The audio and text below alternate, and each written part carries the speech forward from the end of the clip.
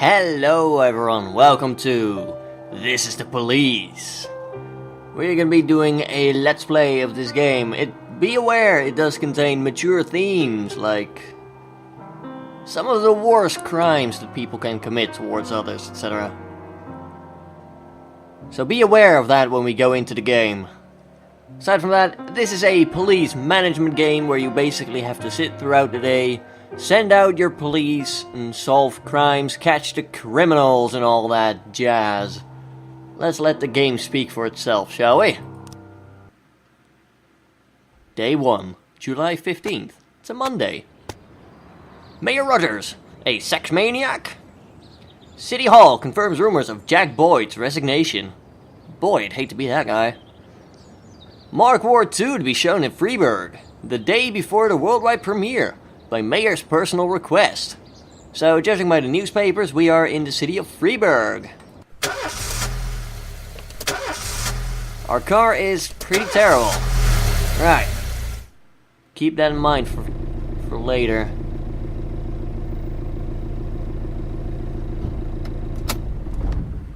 When I was a kid, my father sometimes told me at bedtime that if I closed my eyes and didn't open them for a long time, all the demons would blow away. Yesterday I turned 60, but I still take his advice. Not because I'm sentimental or want to keep the memory of my father alive. I just can't think of a better solution.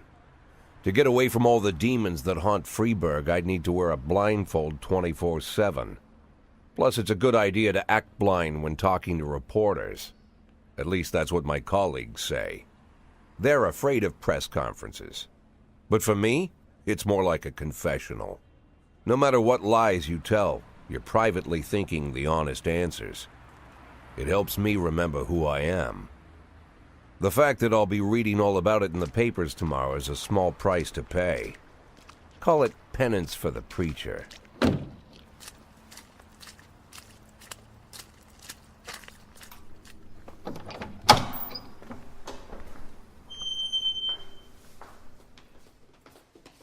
This is the first time I'm afraid of those answers my mind has given me. Not because I'm mad I'm losing my job. Though it's true, I'm mad as hell. Not because I subconsciously blame everyone else. Though I damn sure do blame them. And don't even ask me what my next move is. I can't imagine. But even that doesn't scare me. The worst thing is, I know I'm gonna have to do something. And I'll be damned if I know how far I'll go. I may have a lot of vices, but predictability isn't one of them.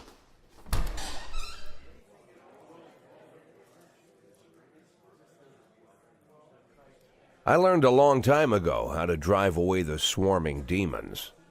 But what do you do when they're trying to rip your soul from your skin? Shutting my eyes tight as I can. The best solution remains the same: play blind. I just hope the reporters think I was blinded by the camera flash.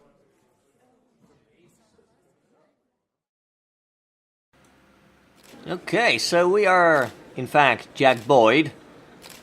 And we're gonna have to give a press conference to the lovely people out there. God, those flashes are annoying. Good morning! Yesterday, the mayor's office officially announced your resignation. Did this come as a surprise? Or did you know about it in advance? So we can give a couple of different answers. We could tell, hey, it's a surprise. The mayor discussed it with me. I've been expecting this bullshit from the mayor. Or, what's the difference? I think we'll go with, it's a surprise.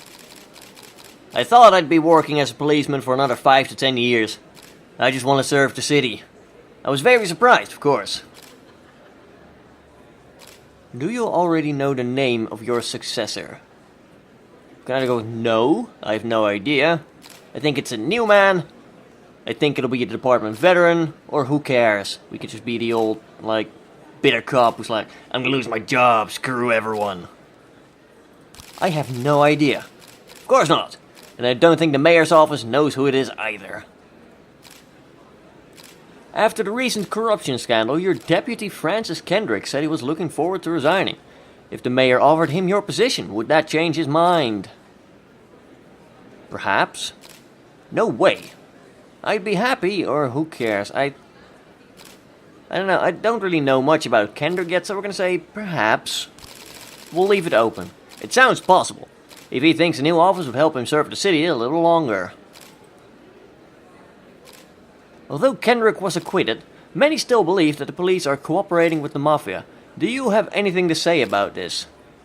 You can either call it bullshit, we don't know, if it helps the police, or we can refrain from giving a comment. I'm gonna go with bullshit to try and seem like the honest cop. Excuse me, but that's a pile of horse shit. The Mafia and the police working together? Maybe they're in cahoots with the aliens. The Mafia are a bunch of low-life criminals. How about someone ask a real question next? Do you think your personal relationship with the mayor could be the reason behind your retirement? How should I know? You'd better ask him. Thank you. How's the back today, Mr. Boyd? Same as usual. How did the press conference go? You can read about it in the newspapers tomorrow. Don't let anyone in. Even Mr. Kendrick? Especially Mr. Kendrick.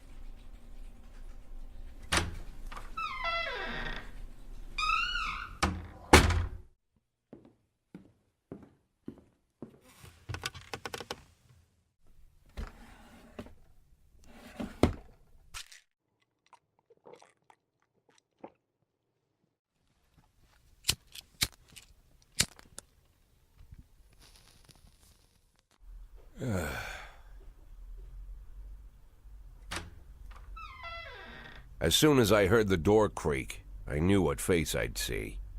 When I tell Emma not to let anyone in, there's only one man it could be. Rude, arrogant, no warning.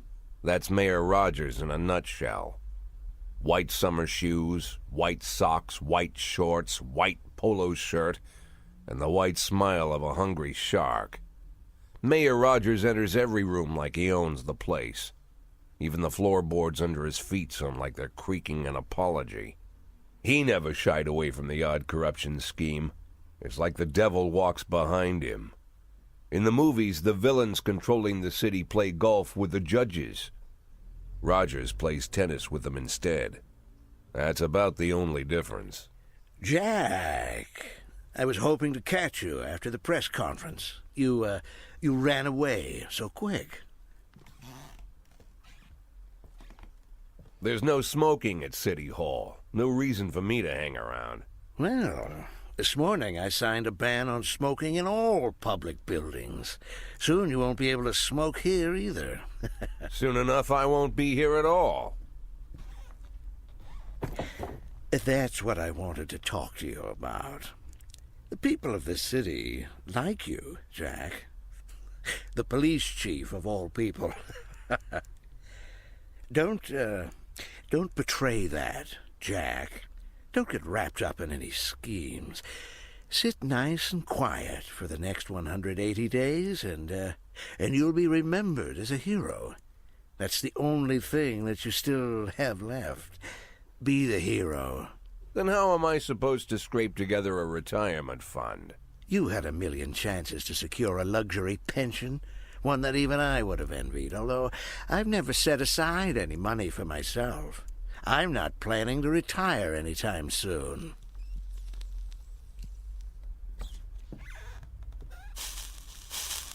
"180 days of quiet, Jack. That's all I need. I don't have any problems with you, and you won't have any problems with me. I have a new assistant, Troy Starr. If you have something to tell me, call him. But try not to bother him. He's a busy man." I'll do my best. "And quit smoking up the office. One of my friends will be using it soon."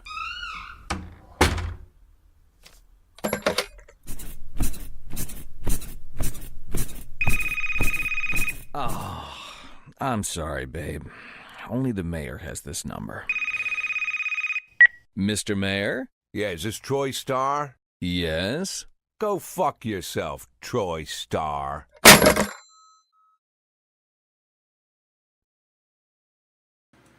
Well, I'm sure we showed him. But yeah, that's what I meant with, like, adult themes, etc. The language in this game also quite mature, so I'll be including a little warning on the start of every episode. But anyway, we have newspapers to read. Jack Boyd. Only assholes join the Mafia. Francis Kendrick could replace Jack Boyd. Cleanness of the city streets increased by 20%. So, because we said basically... Oh, wait, yeah. We basically called the entire Mafia assholes, and so these newspapers actually changed because of that, which is pretty cool. Let's go to work. We have a job to do. A city to protect. Cops don't use the police station cafeteria anymore. There's some kind of stigma against sitting shoulder to shoulder with your partners.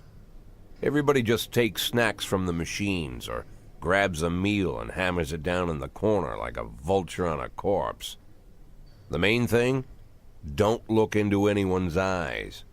Could be construed as an invitation to sit together. The only people eaten here are ghosts.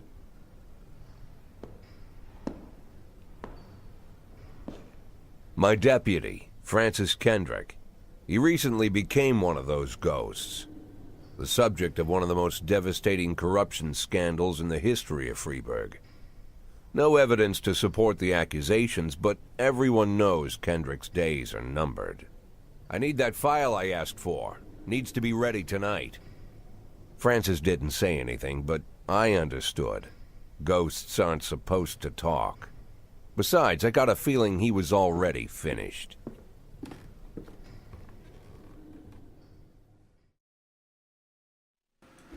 Well, that was a deputy. Would you like to receive tips about how the game works?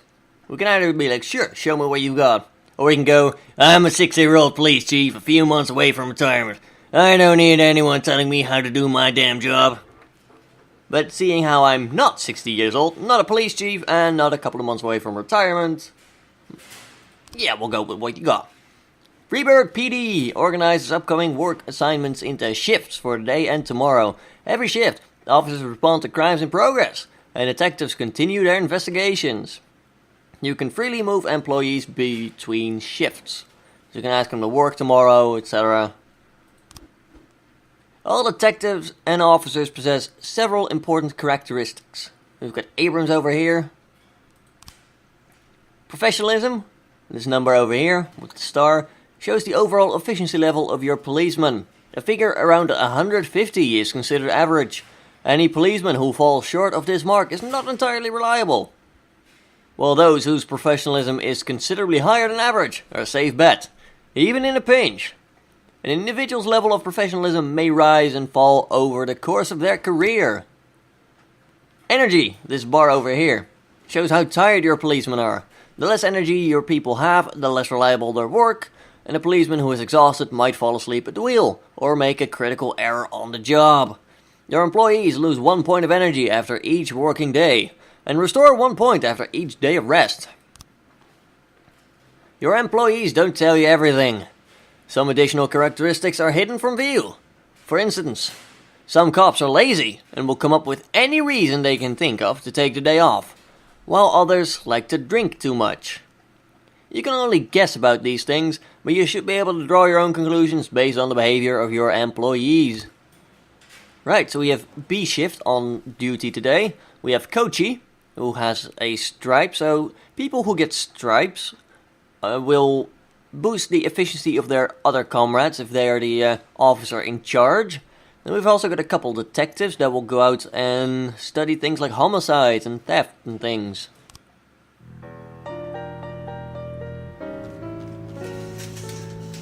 Right, so this is the game screen from which we'll be playing, with the mayor's cigarette now removed. Responding to the calls is the bread and butter of police work. You'll need to send your officer to the crime scene before the timer expires. A mark on the map shows where the call came from. The farther away the destination is from the station, the longer it will take your officer to get back and forth. So the longer your people will be tied up and unavailable for upcoming work. The call coming in right now, it's a hit and run at the Everyday Mall. The game is helpfully paused to help us be able to better respond to this. The easiest way to determine how difficult a task might be is to check how many units you're allowed to send on the call. The more units you can send, the more serious the alleged threat. Particularly high-risk missions give you the option of sending SWAT, but they must be accompanied by at least one officer. The number of slots is not the only thing to consider. Any available information, from the location of the crime scene to the presence of weapons and so on. All of this can tell you how seriously each case should be taken. A mission might look simple at first glance, until it turns into a brutal meat grinder. Or a serious call can come in which turns out to be a false alarm. Just like everyday life, respond like everything is serious, but keep in mind some things can be a false alarm. So we've got a hit and run at the everyday mall. A married couple exited a convenience store and saw a van in the parking lot, back over a homeless man who'd been digging through a trash can. The driver jumped out to help, but once he saw that he had a bum, he got back into the van and quickly drove away. We can send 2 officers here. I think we'll send Kochi and we'll send Tsubaki. So Kochi is going to be compensating for Tsubaki, and hopefully, if they both accomplish the mission, they should be able to get us a nice result. And a caught offender as well. Got a fight at the Last Picture Show Theater. A theater manager reports that during a showing of Citizen Kane, a drunk man attempted to force his way into the theater carrying a snowboard decorated with the word Rosebud. When he was denied entry, he violently attacked a cashier and is currently fighting with a theater security guard. We'll send Yancy and Asano. 2 of our better cops, at least Yancy is. Asano is still a little bit under the average, but we can get Asano up. Given some successful jobs. Right, so we have a report available, they responded, and when everything goes well, the police capture the criminals and nobody dies. The truth is, sometimes the criminals manage to escape. Just try to avoid any dead cops or civilians. Dead cops will hurt the roster, and dead citizens bother the mayor even more than living ones. In this case, we caught the offender. Nobody got harmed. They get 10 professionalism because they responded to the call. So Kochi and Tsubaki are now a little bit better at their job. That's good, because we'll need some competent officers in the days to come. A fight. Offender caught. Officers unharmed. Civilians also unharmed. Excellent. We can see that the little grey over here represents travel time back. We've got a fight and an armed robbery. How many can we send here? Just 2? But we want to send some better officers to here because they were armed with a shotgun. And they took off with a collection of adult movies. Let's check out the fight first. A Johnson, Dragon and Katz law firm. A brother and sister clashed with each other over their deceased father's will. According to one of their lawyers, we don't dare separate them. And our security guard is off duty tonight. I think we'll send Purdy and Tsubaki, and we'll send Kochi and Yancy to respond to the armed robbery, since they have the highest professionalism score. There we go. 3 teenagers armed with a shotgun, they robbed a videotape store, made off with their whole collection of adult movies. The criminals fled in a car, but the store manager wrote down the license plate. The owner is one Janet Brown, who lives in the suburbs. Off you go, then. We need to catch the crooks. 412A in progress. Assault. Indicator. We can send 3 officers there. A passerby saw some teenagers attack an elderly musician. They ran away with his guitar and his money. I don't think we'll have Purdy and Tsubaki back by then, so we'll just have to send out Asano, Austin, and... Actually, no, we'll wait a little bit longer. Report from the fight. Offender caught. Everyone unharmed. Alright, more professionalism for the people. They are not... Well, actually, are they going to be back? Looks like we have a situation here. Looks like we have a situation here. When your cops aren't sure how to proceed, they might contact you and ask you to handle the situation. Try to deal with whatever comes up, but don't waste all your time on this stuff. You have plenty of other problems on your plate. Thankfully, the game pauses when you do things like this. The vehicle in question is parked right outside the Brown residence. The sounds of moaning and loud laughter can be heard in the living room window. We can turn on the siren and loudspeaker and shout that the house is surrounded. We can sneak in the house through an open window, which seems sort of dangerous. We can also just knock on the door. Open up, please. I'll go with that one. That seems... yeah, there we go. It's just a couple of teenagers watching adult movies. More professionalism for our cops. They are not going to be back in time. We're going to send all that we have. Hopefully Purdy and Tsubaki will be able to respond to anything else that might pop up. I have a bad feeling that they're not going to be able to pull that off. Price is an elderly woman with only 5 professionalism. She's probably asleep all day. Nothing against you, Price, but I'm probably going to fire you at some point because you are more of a menace than anything else. 412A. Report! Fender escaped. Officers unharmed. Yeah, we are gonna fire Price. We can end the day now because it's late. So there we go. If you think you'll need a couple of extra hands tomorrow, you can order any cop to come in and work overtime. But if they're working a flat out, they'll be much more exhausted. Somebody's bound to make a mistake. Well, we can ask people to come into work tomorrow. Probably want to fire Price, but we'll look into that next time. This is our A shift, which will be working tomorrow. It's got another elderly man this time, not an elderly woman. Sorry, Roy. But yeah, we've got Stovall.